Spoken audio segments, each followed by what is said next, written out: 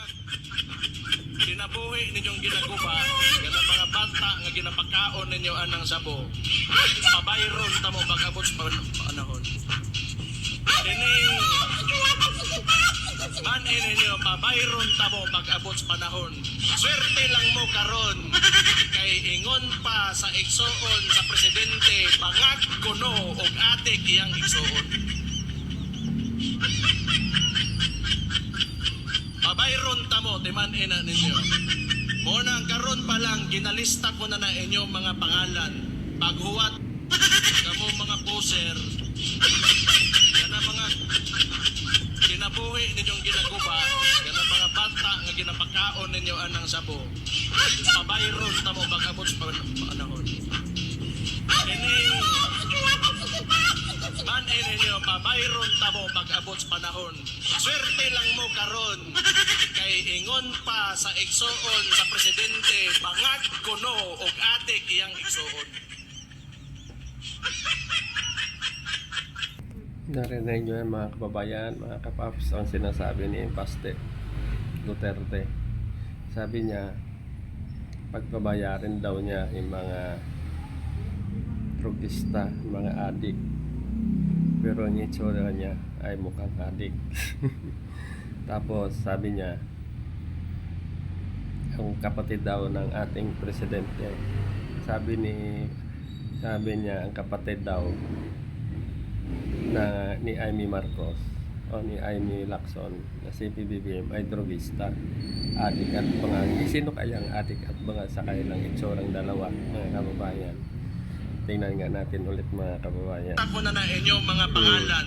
Paghuwat, kamo mga poser, yan ang mga Nilista na niya daw yung mga pangalan ng mga poser kasi huwag yung sayangin ang inyong buhay, inyong buhay sa pagdodroga. Sino kaya ang drogista sa kanila mga kababayan? No, ni PBB mga kababayan. Grabe ito, walang pare-parehas talaga sila lahat silang magkakapatid, pare-parehas talaga mga kababayan ng kanilang linya. Dapat itong mga kanilang mga supporters, no, mga kababayan, na adik at banga ang ating presidente.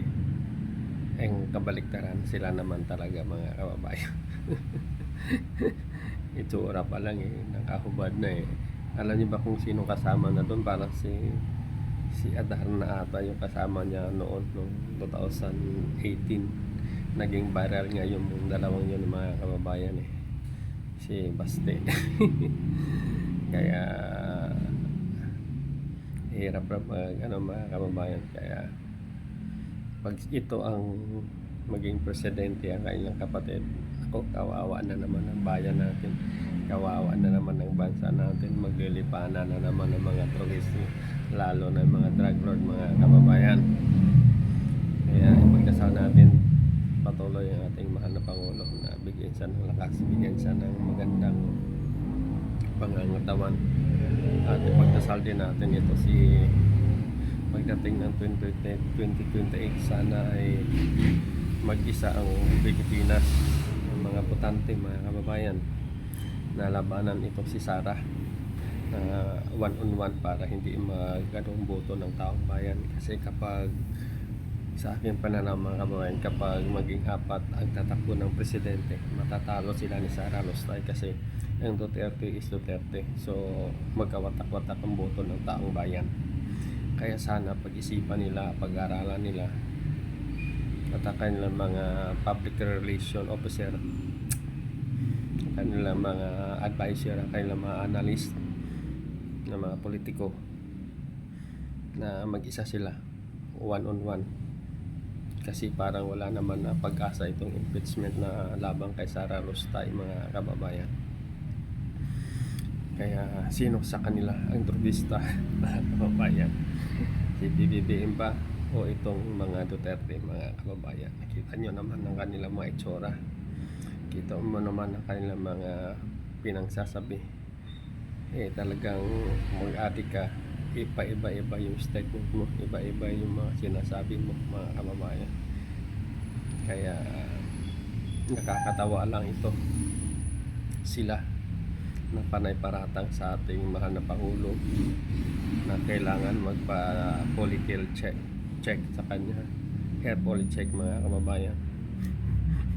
Pero sila ay talaga naman ang tunay na drogista mga kababayan. O sige, pakinggan natin muli itong sinasabi ni Bisaya mga kababayan.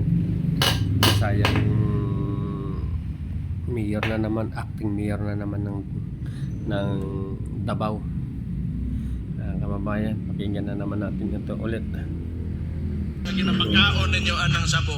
Yan, Pabayron tamo pag-abot sa alam naman niya. Ini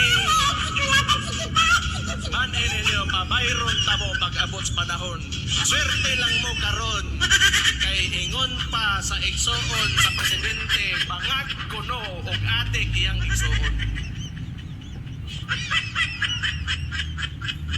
Pabayron tamo timan ina ninyo.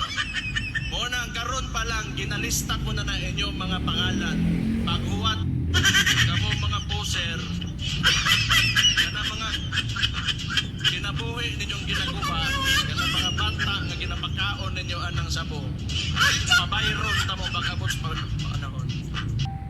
Dan pala sa statement niya parang hindi na marunong mag-deliver ng kanyang speech mga kababayan. Bisaya na nga paputol-putol pa.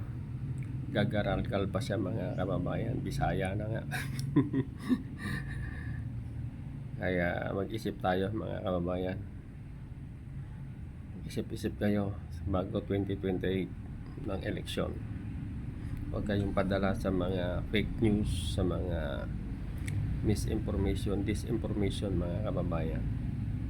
Kaya sa aking advice sa inyo mga kababayan, manood po kayo palagi sa government station, sa Channel 4, Channel 13, at makikita natin lahat ng mga proyekto ng ating government mga kababayan. O siya, sige, maraming salamat po sa inyong panonood. Luzon mga kababayan, Luzon, Visayas at Mindanao, maging sa ating mga kababayan sa ibang bansa. Huwag kayo rally ng rally dyan sa ibang bansa mga kababayan. Kawawa po inyong mga pamilya dito na umaasa sa inyo.